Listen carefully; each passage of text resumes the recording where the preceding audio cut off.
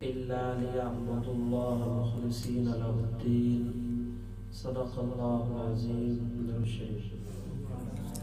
اللهم صل على سيدنا محمد وعلى آل سيدنا محمد وبارك وسلم. اللهم صل على سيدنا محمد وعلى آل سيدنا محمد وبارك وسلم. اللهم صل على سيدنا محمد وعلى آل سيدنا محمد وبارك وسلم. میں اور آپ خانقاہ صدیقیہ نقشبندیہ کی ہفتہ وار مجلس ذکر کے اندر جمع ہیں.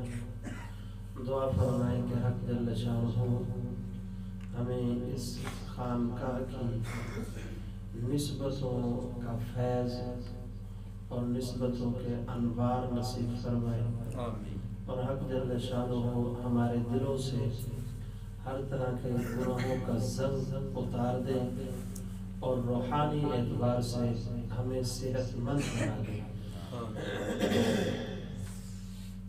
آج کی اس مجلس ذکر میں اخلاص کے حوالے سے چند بنیادی باتیں عرض کی جائیں گی. اللہ رب العزت ہمیں سمجھنے کی توفیق نصیب فرمائے.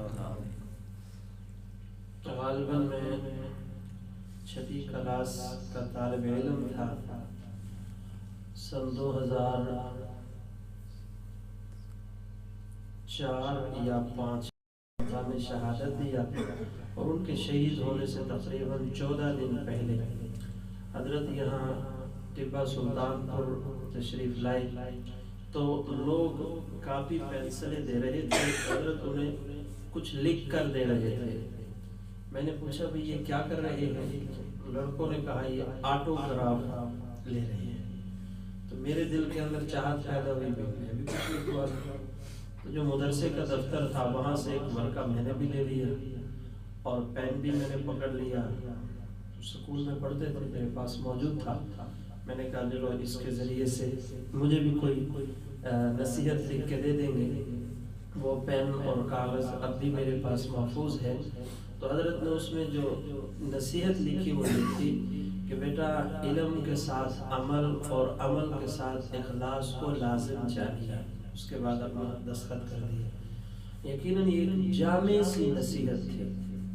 نمبر 1 علم، نمبر 2 عمل، اور نمبر 3 اخلاص. ان تینوں چیزوں کو حضرت نے بڑی خوبصورتی کے ساتھ پرو کر کے رکھ دیا. اور ہمارے مشائخ نے فرمایا کامیاب زندگی کے لیے ان تینوں پر عمل کرنا ضروری ہے. نمبر 1 اپنی جہالت کو ختم کرنے کے لیے اتنا علم حاصل کرنا ہر مرد اور عورت پر فرض ہے کہ وہ 24 گھنٹے کی زندگی قرآن و سنت کے مطابق گزار سکے. جب علم انسان کو حاصل ہو گیا پھر اس کے بعد عمل ہے کہ ایسا علم جو انسان کو عمل پر مجبور نہ کر سکے قیامت کے دن انسان کے لیے وبال جان ہو، خطرناک ہو.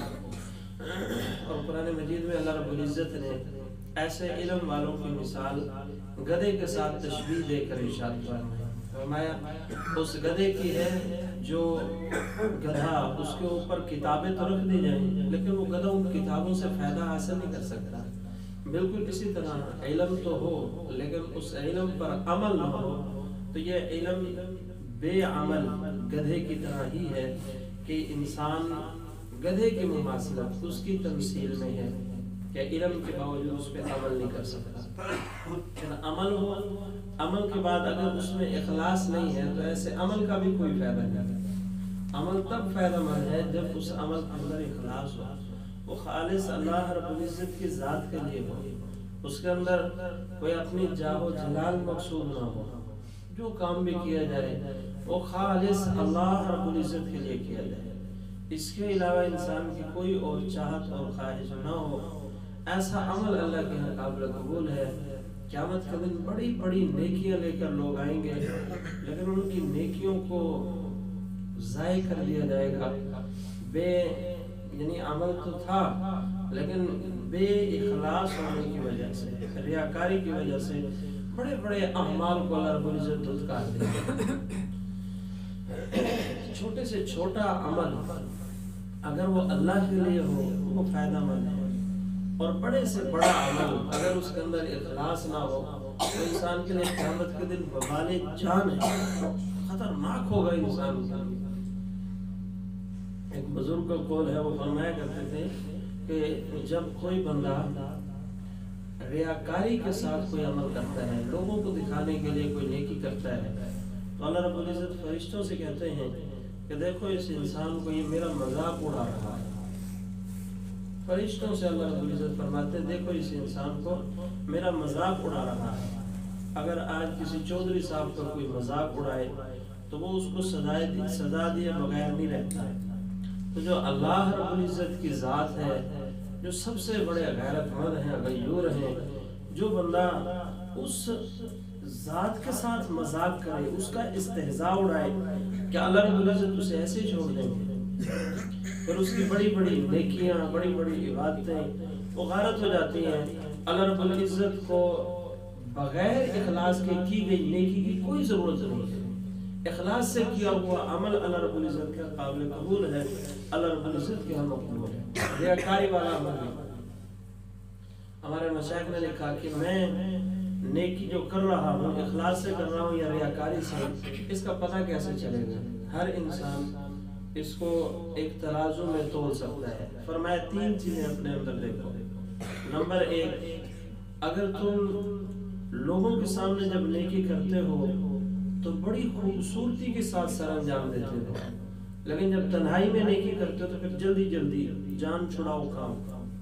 تو فرمایا یہ ریاکاری کی علامت ہے۔ اگر تم اللہ کے لیے کر رہے ہوتے تو لوگوں کے سامنے اور اکیلے اور تنہائی میں عبادت ایک جیسی ہوتی ہے۔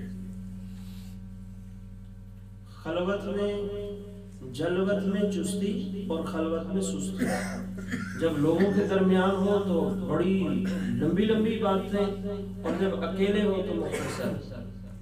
مسجد میں اگر مسجد کے امام کے ساتھ نوافل پڑھنے لگے بڑے سکون اور آرام سے، اور اگر اکیلے مسجد میں نماز پڑھ رہے ہیں تو پھر سپیٹ و سپیٹ جان چھڑائی۔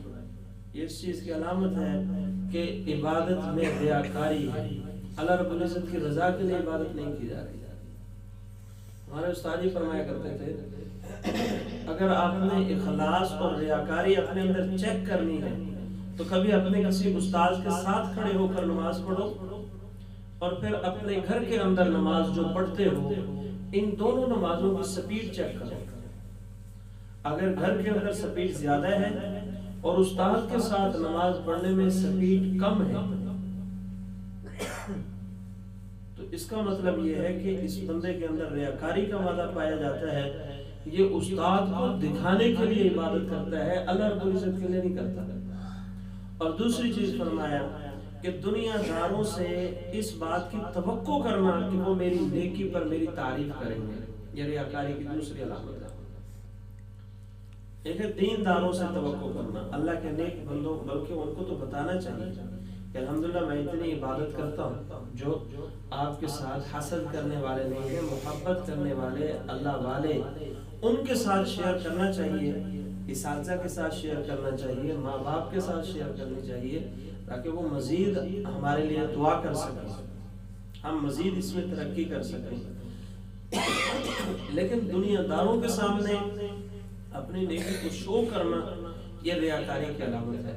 اور تیسری چیز فرمایا تم ایک نیکی کا کام کرتے ہو اور لوگ اس پر ملامت کرتے ہیں، تنقید کرتے ہیں، اور اس تنقید کی وجہ سے تم اس نیکی کو چھوڑ دیتے ہو تو اس کا مطلب یہ ہے کہ تم ریاکار ہو، کیونکہ تنقید کے بعد نیکی کو چھوڑنا یہ اس بات کی علامت ہے کہ تم اللہ کے لیے نہیں کر رہے تھے۔ اگر اللہ کے لیے کر رہے ہوتے تو کسی کی تنقید سے تمہیں کیا فرق پڑتا ہے؟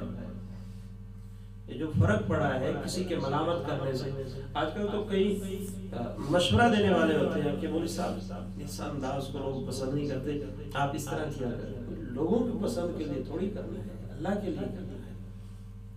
اگر اللہ کے لیے ہوگا تو اس کے اندر برکات ہوگی، وہ دائمی ہوگا، وہ ہمیشہ کے لیے ہوگا، اور اللہ حفاظت فرمائے، اللہ مزید ترقی دے۔ اب تو یہ مزاج بنتا جا رہا ہے کہ جہاں تعریف ہو جائے بیان میں تو اس وقت شک ہونے لگتا ہے اپنے آپ پر کہ کہیں ہم مداحن تو نہیں ہیں، اور جہاں تنقید ہوتی ہے وہاں خوشی کی ایک کیفیت ہوتی ہے کہ شکر الحمدللہ ہم مشرب محمدی پر ہیں، اللہ کے نبی صلی اللہ علیہ وسلم کے طریقے پر ہیں۔ حضرت سفیان ثوری رحمۃ اللہ علیہ نے فرمایا کہ تم جہاں پر دینی ذمہ داری ادا کر رہے ہو، کسی مسجد میں ہو، مدرسے میں ہو، کسی ادارے میں، کہیں بھی دین کا کام کر رہے ہو، اگر تمہاری مخالفت نہیں ہوتی تو یہ اس بات کی علامت ہے کہ تم مداحن کا مطلب یہ ہے کہ تم نیکی اس وجہ سے کرتے ہو کہ لوگ ہماری مدح کریں، ہماری تعریف کریں۔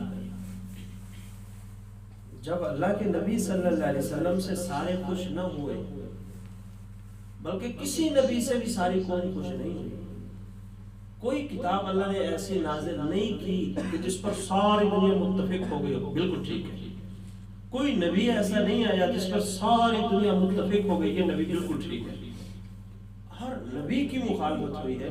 اور مخالفت ہمارا ذہن یہ ہے کہ دو وجہ سے ہوتی ہے، یا گالیاں دینے سے یا بد اخلاقی سے، نہ یہ بات غلط ہے۔ سب سے زیادہ مخالفت حق کہنے پر ہوتی ہے۔ حضرت سفیان ثوری رحمۃ اللہ علیہ کا جو یہ جملہ ہے، میں آج پھر کوشش کر رہا ہوں کہ میں اس ورق سے باہر نہ نکلوں، لیکن بہت ساری باتیں میرے ذہن میں آ رہی ہیں، مختصر ہی، میں ان میں زیادہ نہیں جانا چاہتا، کہ اگر آپ دین کا کام کر رہے ہیں ایک علاقے میں اور وہاں کے لوگ مختلف بیماریوں میں مبتلا ہوں گے، اگر آپ بیان کرتے ہوئے سود کے خلاف بولیں گے تو جو سود کھانے والے ہیں وہ تو آپ کی مخالفت کریں گے نا، وہ مخالفت نہیں کرتے تو اس کا مطلب آپ لوگوں کی مدح حاصل کرنے کے لیے بیان کرتے ہیں، اس عنوان پر بولتے ہی نہیں گے۔ جس علاقے میں آپ دین کا کام کرتے ہیں وہاں کہیں بدماش بچے لفنگے بھی ہوں گے، زانی بھی ہوں گے، جب آپ زنا کے خلاف بیانات کریں گے مخالفت ہوگی۔ جس معاشرے میں آپ دین کا کام کر رہے ہیں وہاں کئی رشوت لینے والے ہوں گے، کئی رشوت دینے والے ہوں گے، جب آپ کہیں گے رشوت لینے دینے والوں دونوں پر اللہ کی لعنت ہے تو پھر مخالفت ہوگی۔ مخالفت کا نہ ہونا اس بات کی علامت خطرے کی علامت ہے، مخالفت ہونا خطرے کی علامت نہیں ہے۔ حق کی پہچان یہ ہے کہ جب حق آتا ہے ایک مرتبہ تو کوہرام مچا دیتا ہے۔ آپ دیکھیں نا، تھوڑا سا ہم عقل کو استعمال کریں، اللہ کے نبی صلی اللہ علیہ وسلم نے عرب کے اس معاشرے میں کھڑے ہو کر کہا جہاں لوگ بیت اللہ کے اندر 360 بتوں کو رکھ کر ان کی عبادت کرتے تھے، اللہ کے نبی نے وہاں کیا فرمایا؟ لا الہ الا اللہ، کوئی عبادت کے لائق نہیں۔ دوسرے لفظوں میں یوں ترجمہ کریں کہ یہ سب بکواس ہے جن کی تم عبادت کرتے ہو۔ جو بتوں کو خدا سمجھتے تھے، جب اللہ کے نبی نے یہ کہا ہوگا تو ان پہ کیا گزری ہوگی؟ ہمارے بتوں کے بارے میں ہمارے خداؤں کو یوں کہا جا رہا ہے۔ جس ماحول اور معاشرے میں برائیاں ہوں، پھر ان برائیوں کے خلاف جب بولا جائے سیدھا سیدھا ہو، کھڑا حق جب بیان، جب یہ کہا جائے کہ باہر سے آنے والی عورت اگر یہاں آ کر شادی میں ڈانس کرے تو وہ کنجری ہے، تو اپنی خالہ کو کیا نام دو گے؟ اپنی چچی کو کیا نام دو گے؟ جب کہا جائے باہر سے آنے والا اگر پیسے دے کر کسی کو بلاؤ اور وہ یہاں آ کر ناچے تو وہ کنجر ہے، تو جو عزیز و رشتہ دار شادیوں میں ناچ رہے ہیں ان کو کیا نام دو گے؟ مخالفت ہوگی۔ اور وجہ یہ ہے کہ بھئی اب یہ بات کی جائے کہ مخالفت ہوتی ہے، اور مولوی صاحب بھی سمجھتے ہیں نہیں نہیں میٹھی میٹھی بات جو ہے وہ ہونی چاہیے۔ بہرحال یہ ریاکاری کی علامت ہے۔ اگر آپ سخت ہیں، لوگوں کے رویے کی وجہ سے آپ نے اپنے آپ کو بدل لیا ہے اور نرم ہو گئے ہیں، تو اس کا مطلب پہلے جو کام کرے تھے وہ اللہ کے لیے نہیں کر رہے تھے۔ آپ نے جو یوں ٹرن لیا اس کا مطلب یہ ہے کہ یہ اخلاص نہیں تھا، یہ خالص ریاکاری ہے۔ اللہ رب العزت ہمیں ریاکاری سے بچائے۔ بہرحال یہ تین علامتیں ہیں۔ نمبر 1، خلوت میں سستی، جلوت میں چستی۔ نمبر 2، دنیا دار لوگوں سے توقع کرنا کہ یہ ہماری تعریف کریں گے ہمارے اس اچھے کام کی، یہ ریاکاری کا کام۔ نمبر 3، نیکی کا کام کر رہے ہو، لوگوں نے مخالفت کی، ملامت کی، اس کام کو چھوڑ دیا، تو یہ علامت ہے کہ یہ کام ہم اللہ کے لیے نہیں کر رہے تھے، مخلوق کے لیے کر رہے تھے، اور مخلوق کے لیے کی گئی بڑی بڑی نیکیاں اللہ رب العزت کے ہاں کوئی اہمیت نہیں رکھتی۔ مشہور حدیث ہے، آپ حضرات نے بارہا سنی ہوگی، بخاری شریف کی۔ الفقی ابو اللہ سمرقندی رحمۃ اللہ علیہ نے اپنی کتاب تنبیہ الغافلین میں لکھا ہے کہ حضرت ابو ہریرہ رضی اللہ عنہ نے ایک موقع پر فرمایا، لوگوں نے کہا میں حدیث سناؤں، تو انہوں نے فرمایا ہاں میں تمہیں حدیث سناتا ہوں۔ اللہ کے نبی صلی اللہ علیہ وسلم نے فرمایا قیامت کے دن، یہ جملہ کہا اور گرے بے ہوش ہو گئے۔ کافی دیر کے بعد لوگوں نے چھینٹے منہ پر پانی کے مارے، ہوش آئی۔ اس کے بعد فرمایا ہاں میں تمہیں حدیث سنا رہا تھا، اللہ کے نبی صلی اللہ علیہ وسلم نے فرمایا کہ قیامت کے دن، بس یہ جملہ کہا پھر گرے اور بے ہوش ہو گئے۔ 3 مرتبہ اسی طرح ہوا، چوتھی مرتبہ بڑی مشکل سے انہیں اپنے آپ کو یوں قابو کیا، اس طرح ایک بندہ زبردستی اپنے آپ کو کنٹرول کر کے اندر سے کچھ نکالنے کی کوشش کرتا ہے، اس کیفیت میں داخل ہو کر فرمایا، اللہ کے نبی صلی اللہ علیہ وسلم نے فرمایا قیامت کے دن سب سے پہلے 3 آدمیوں کو جہنم کے اندر ڈالا جائے گا، حالانکہ وہ تینوں بڑی بڑی نیکیاں کرنے والے ہوں گے، اس کے باوجود سب سے پہلے وہ جہنم میں جائیں گے۔ فرمایا پہلے نمبر پر وہ مجاہد جو اللہ رب العزت کے بظاہر یہی محسوس ہوتا تھا اللہ کے دین کے لیے اس نے اپنی جان تک قربان کر دی۔ اللہ کے دربار میں شخص پیش کیا جائے گا، اللہ پوچھیں گے تو کیا کر کے آیا ہے؟ وہ کہے گا یا اللہ میں تیرے دین کی بلندی کے لیے، تیرے دین کی سر بلندی کے لیے میدان جہاد کے اندر اترا، اور میں نے کفار کا مقابلہ کیا، میں نے اسلام کی سر بلندی کے لیے کفار سے میں لڑا، تاکہ لڑتے لڑتے میں زخموں سے چورا چور ہو گیا، میں کئی مرتبہ زخموں کی وجہ سے غازی بن کر واپس لوٹا، اور پھر ایک وقت آیا کہ اللہ میں نے تیرے دین کی سر بلندی کے لیے اپنی جان کو قربان کر دیا۔ اللہ رب العزت فرمائیں گے نا تو جھوٹ بولتا ہے، تو نے یہ کام میرے لیے نہیں کیا تھا، تو نے یہ کام اس وجہ سے کیا تھا کہ لوگ مجھے بہادر کہیں گے، لوگ مجھے مجاہد کہیں گے، لوگ مجھے کہیں گے میں تو دین کے لیے بڑا قربانی دینے والا نڈر کمانڈر ہوں۔ سو تمہیں کہا جا چکا، فرشتے اسے گھسیٹ کر اوندھے منہ جہنم کے اندر ڈال دیں۔ اب اتنی بڑی عبادت کے جان قربان کر دی، صرف نیت کی خرابی کی وجہ سے یہ نیکی اللہ رب العزت کے قابل قبول نہیں۔ ایک بات یاد رکھیے، جان قربان کرنا آسان ہوتا ہے، مال قربان کرنا زیادہ مشکل ہوتا ہے۔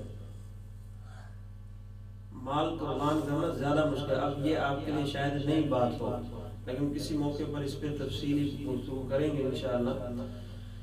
اب دوسرے نمبر پر بندہ پیش کیا جائے گا، اللہ رب العزت فرمائیں گے تو کیا لے کے آیا ہے؟ وہ کہے گا یا اللہ تو نے مجھے بڑی سلطنت دی تھی، بادشاہت دی تھی، مجھے حکمرانی دی تھی، میرے پاس پیسہ دولت وافر مقدار میں موجود تھا، میں نے وہ پیسہ غریبوں کے اوپر خرچ کیا، میں نے غریبوں کے ساتھ بڑا تعاون کیا، اور میں ہمیشہ انصاف کے ساتھ کھڑا رہا، میں نے لوگوں میں فیصلے کیے، انصاف کے فیصلے کیے۔ حضور علیہ السلام نے فرمایا کہ اللہ رب العزت اسے کہیں گے تو جھوٹ بولتا ہے، تو غلط کہتا ہے، یہ کام تو نے میرے لیے نہیں کیا، میری رضا کے لیے نہیں کیا، بلکہ اس وجہ سے کیا کہ لوگ تجھے سخی کہیں گے، لوگ تجھے منصف انصاف کرنے والا عادل حکمران کہیں گے۔ سو دنیا کے اندر تجھے کہا جا چکا، لوگ تیری بڑی تعریف کرتے تھے، تجھے تیری عبادت کا صلہ مل چکا، اس کو بھی گھسیٹ کر اوندھے منہ جہنم کے اندر ڈال دیا جائے گا۔ تیسرے نمبر پر عالم دین کو پیش کیا جائے گا، اور اللہ رب العزت اس سے پوچھیں گے کہ تو کیا لے کر کے آیا ہے؟ وہ کہے گا کہ یا اللہ میں نے تیرے دین کی بڑی خدمت کی،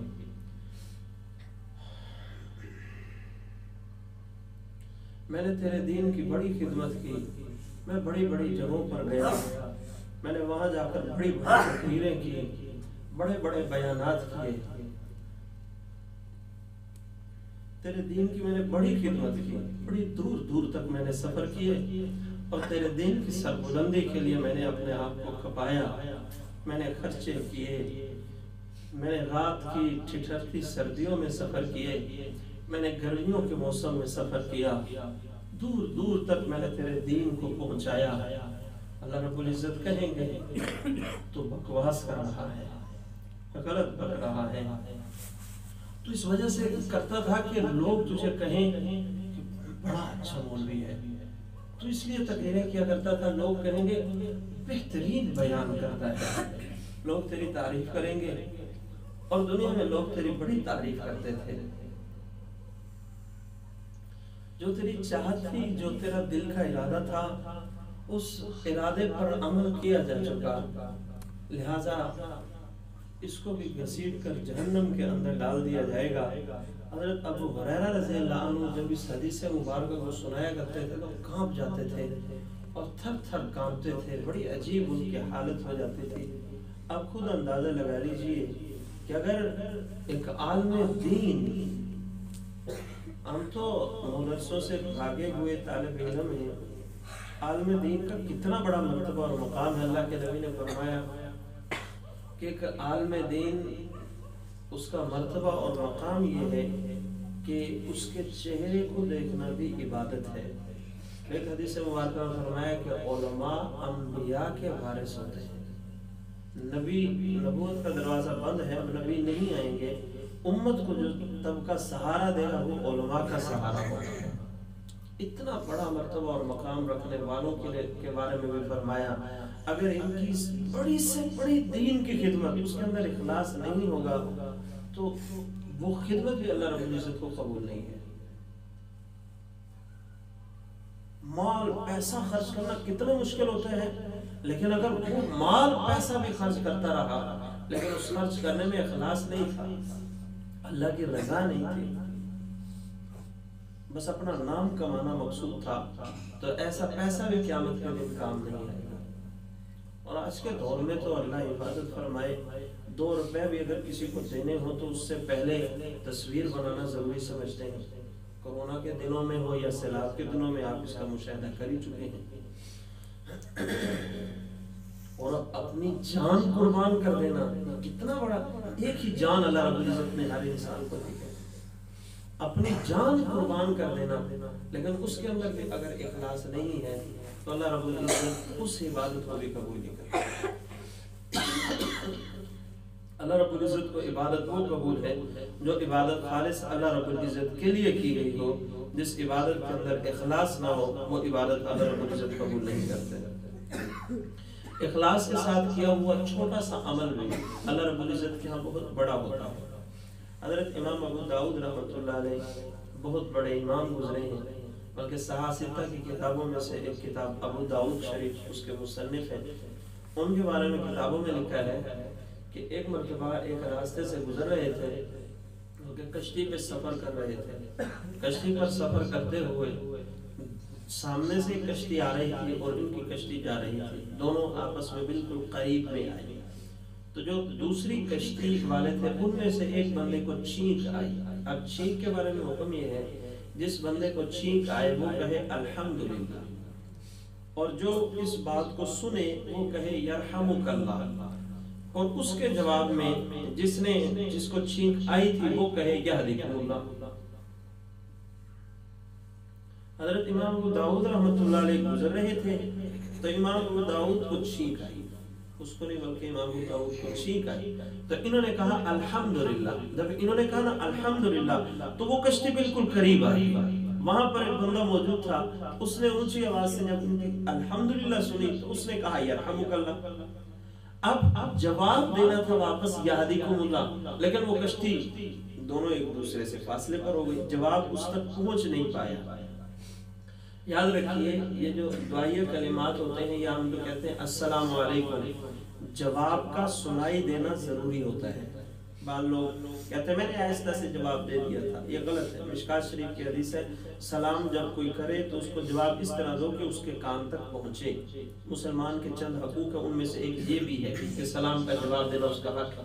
اسی طرح چھینک کا جواب تینوں اطراف میں جو تینوں ترتیبیں ہیں دینا جو ہے یہ دوسرے کان تک آواز پہنچے.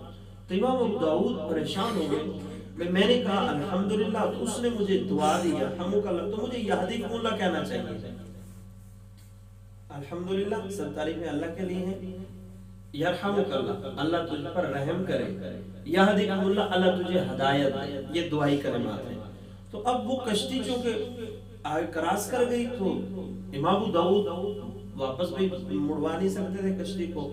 اب اگر واپس جب کنارے پر پہنچے تو اس کشتی والے سے کہا بھی میں تمہیں جتنے پیسے مانگو گے میں تمہیں دوں گا, مجھے واپس لے چلو, اتنی تیز لے چلو کہ یہ جس بندے نے میری چھینک کا جواب دیا میں نے اس بندے کو ڈوبنا ہے.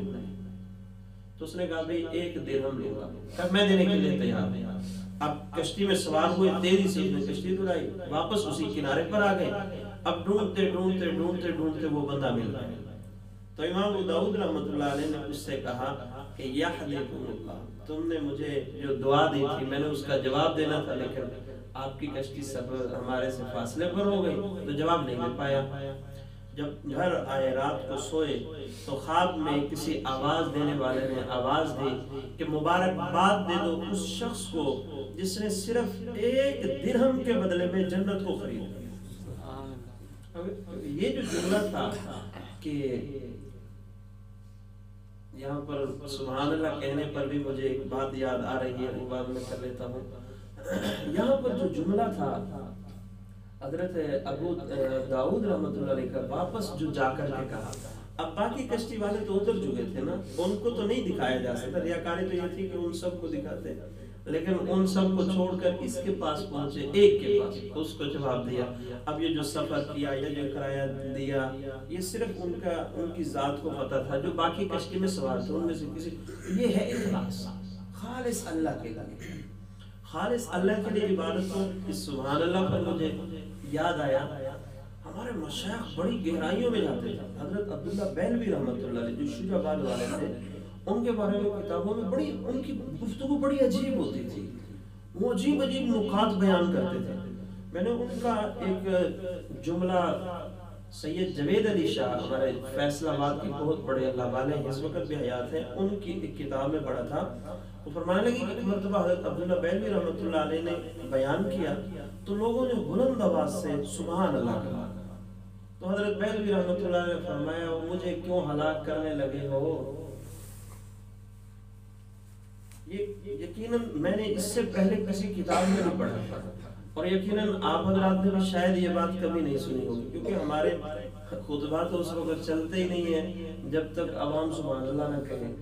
تو فرمایا مجھے کیوں ہلاک کرتے ہو, میں اللہ کے لیے بیان کر رہا ہوں, تم سبحان اللہ کہہ کہہ کے میرے اندر کیوں پمپنگ کر رہے ہو. میرے اندر فخر تکبر پیدا ہوگا, بڑی اچھی تقریر کر لیتا ہوں میں, لوگ تو جھوم جھوم کر سبحان اللہ کہنے لگے. اب دیکھو یہاں پر صرف اس کی نظر جائے گی جو حقیقی اللہ والا ہوگا. حضرت بہلوی رحمۃ اللہ علیہ بڑے عظیم انسان تھے, ورنہ ہم تو ہمارے ہاں جملہ مشہور ہے سبحان اللہ کہو اس سے عرشوں پہ چرچا ہوگا, کوئی پرچہ بھی نہیں ہوگا. عجیب ایک جملہ مجھے یہاں پر یاد نہیں آ رہا, 3 جملے ہیں استعمال کے. ہاں سبحان اللہ کہو, سبحان اللہ پہ خرچہ نہیں ہوگا, پرچہ بھی نہیں ہوگا, بلکہ عرشوں پہ چرچا ہوگا. یہ جملے مشہور ہیں ہمارے یہاں, ٹھیک ہے, وہ اپنے وجدان میں کہتے ہیں. سلسلہ عالیہ قادریہ کے اندر بلند آواز سے ذکر اذکار کرنا ہے, ٹھیک ہے, اس ترتیب میں کہیں. بہرحال ہمارے مشائخ اخلاص سے ہر کام کیا کرتے تھے. لوگوں کی واہ واہ بلے بلے کے لیے ان کی باتیں نہیں ہوتی تھی, وہ خالص اللہ رب العزت کے لیے عمل کیا کرتے تھے, جس کی وجہ سے اللہ رب العزت نے انہیں بہت بلند مرتبہ اور مقام عنایت فرمایا. اخلاص سے کیا ہوا چھوٹا سا عمل بھی ہیرا ہوتا ہے. جو عمل اخلاص کے ساتھ کیا جائے وہ عمل ہیرے کی طرح ہے.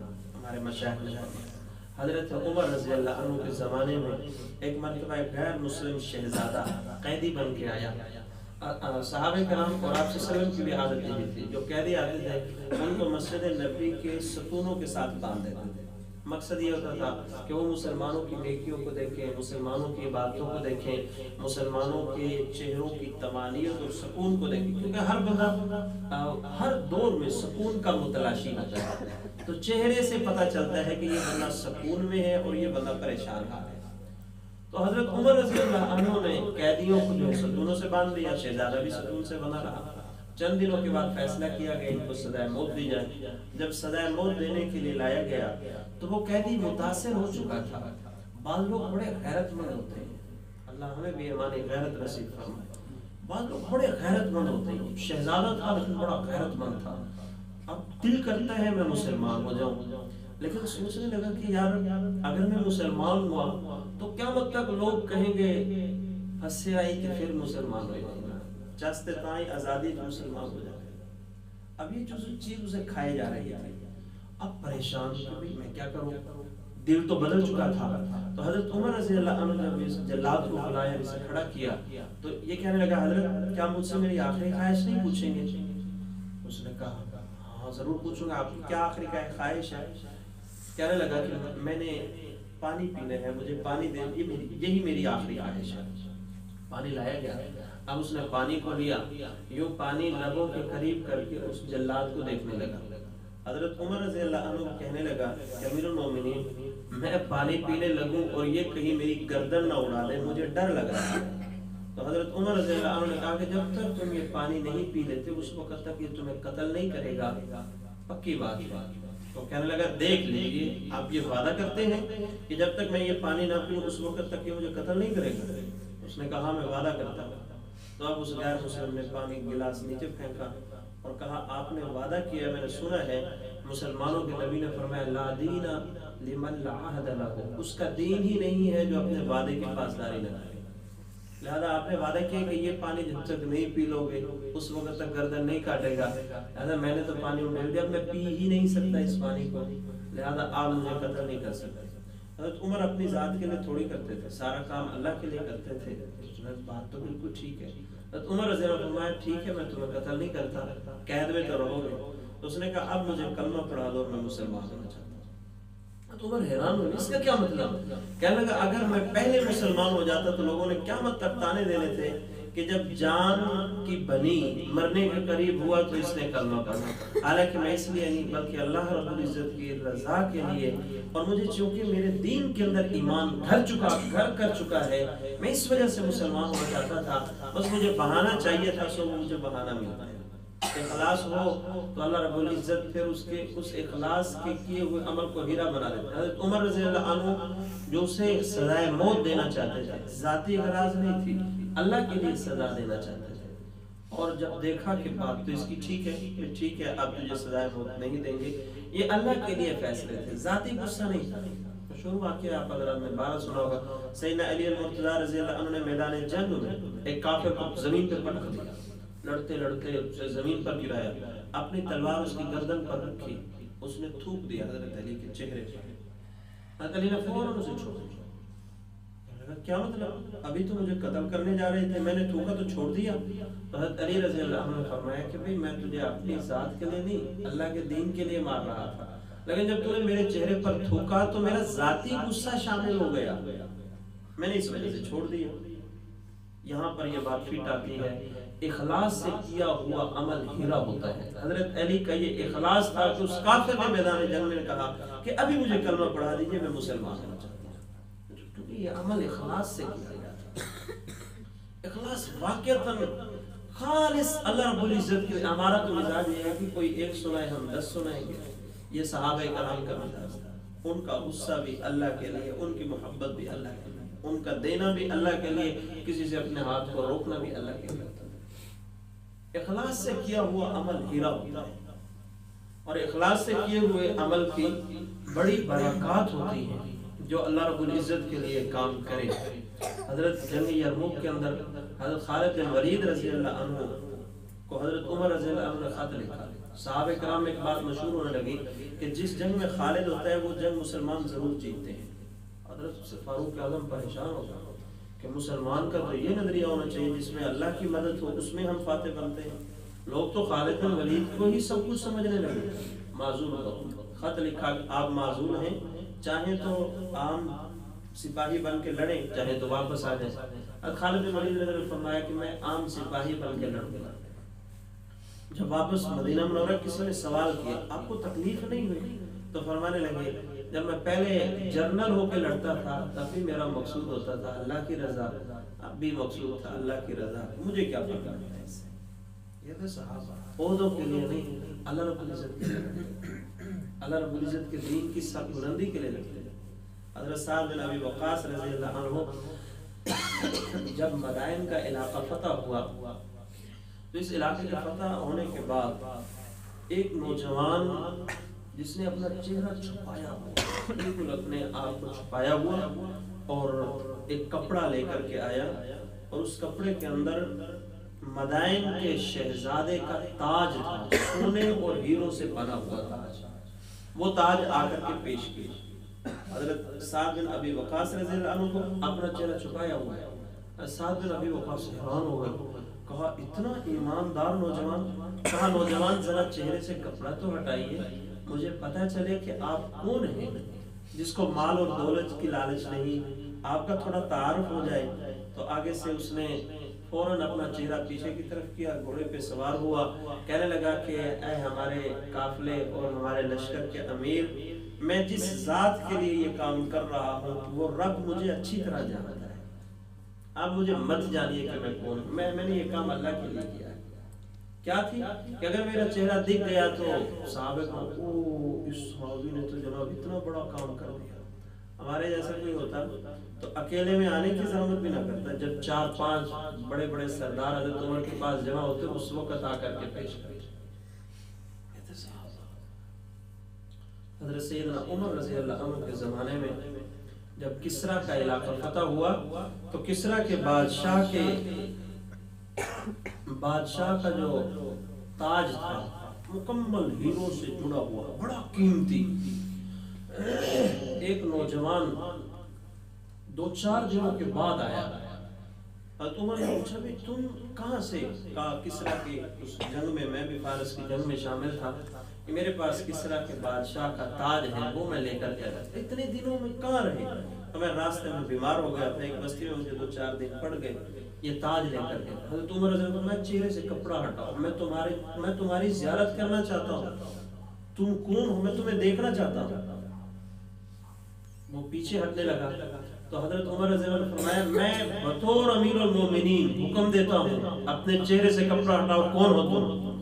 تو کہنے لگا میں تمہیں اللہ کا واسطہ دیتا ہوں کہ مجھے مت پہچانیے، مجھے ذلیل مت کیجیے، چہرے سے کپڑا ہٹوا کر۔ تم اور خاموش ہو گئے، ڈر گئے کہ ایسا اخلاص ایک بندے کی طبیعت میں۔ اس وقت حضرت عمر رضی اللہ عنہ نے فرمایا میری فوج کو کون شکست دے سکتا ہے، میری فوج میں ایسے سپاہی موجود ہیں۔ تو آگے سے اس نے کہا کہ امیر المومنین یوں مت کہیے بلکہ یوں کہو آپ کی فوج کو کون شکست دے سکتا ہے، ہمارے امیر المومنین آپ جیسے انسان ہیں۔ یہ تھا اخلاص، ہماری وجہ سے نہیں دوسرے کی وجہ سے ہو رہا ہے جو کچھ ہو رہا ہے۔ تو صحابہ رضی اللہ عنہم اجمعین کی زندگیوں میں اس کی بہت ساری جو ہے مثالیں موجود ہیں کہ وہ خالص اللہ رب العزت کے لیے کرتے تھے، جو بھی کرتے تھے اخلاص سے کیا ہوا عمل بیکار ضائع ہو جاتا ہے۔ حضرت بھائی عزیز بسطامی رحمۃ اللہ علیہ ایک مرتبہ مسجد میں بیٹھ کر انہوں نے سورہ طٰہٰ کی تلاوت کی۔ رات کو جب گھر کے اندر آ کر کے سوئے خواب کے اندر دیکھا کہ ان کے نامہ اعمال کی دستاویز انہیں پیش کی گئی۔ انہوں نے جب اس کو کھولا تو سورہ طٰہٰ لکھی ہوئی تھی۔ اب میں نے اللہ رب العزت کے لیے سورہ طٰہٰ کو پڑھا، میرے نامہ اعمال میں سنہری حروف سے سورہ طٰہٰ لکھی ہوئی ہے۔ چلتے چلتے چلتے آگے ایک جگہ آئی، وہاں پر کچھ آیتیں غیب تھی، وہاں پر کچھ آیتیں غیب تھی۔ حضرت بھائی عزیز بسطامی رحمۃ اللہ علیہ نے دیکھا فرشتے کھڑے تھے، اب یہاں میرے نامہ اعمال میں کچھ عبارت غیب کیوں ہے، کچھ آیتیں غیب کیوں ہیں؟ تو فرشتوں نے کہا کہ جب تم یہاں تک پہنچے تھے تو مسجد میں کوئی آدمی آ گیا تھا تو تمہارے دل کے اندر یہ بات آئی تھی میں اکیلے بیٹھ کے تلاوت کر رہا ہوں، اب یہ دیکھ رہا ہے مجھے، باہر جا کے لوگوں کو بتائے گا کہ بھائی عزیز بڑا نیک ہے۔ تم کر رہے تھے کام اللہ کے لیے، لیکن جب یہ ریاکاری آئی تو جن آیتوں کو اس دوران آپ پڑھتے گئے اللہ رب العزت نے ان آیتوں کو غلط کر دیا۔ اللہ رب العزت کو نہیں چاہیے ایسی عبادت جس عبادت کے اندر اخلاص نہ ہو. اللہ صرف اسی عبادت کو پسند کرتے ہیں جو عبادت خالص اللہ کے لیے ہو، خالص اللہ رب العزت کی رضا کے لیے ہو. تو اپنا ایک ذہن بنائیں، ایک مائنڈ بنائیں کہ ہم نے جو کرنا ہے اللہ کے لیے کرنا ہے. جب بندہ اللہ کے لیے کرتا ہے پھر اللہ رب العزت اسے بڑی بلندیوں پر لے جاتے ہیں. چھپ چھپا کر کیجئے عبادت، نیکی ہو چھپ چھپ کے ہو، لوگوں کے سامنے نہ ہو، لوگوں کو دکھانے کے لیے نہ ہو، لوگوں کے سامنے واہ واہ کی امید نہ ہو. میں صرف اللہ کے لیے خاص ہو جاؤں. اللہ رب العزت کو یہ چاہیے. دعا ہے جو خاص ہونا. اللہ رب العزت ہمیں عمل کرنے کی توفیق نصیب فرمائے. وما علینا الا البلاغ.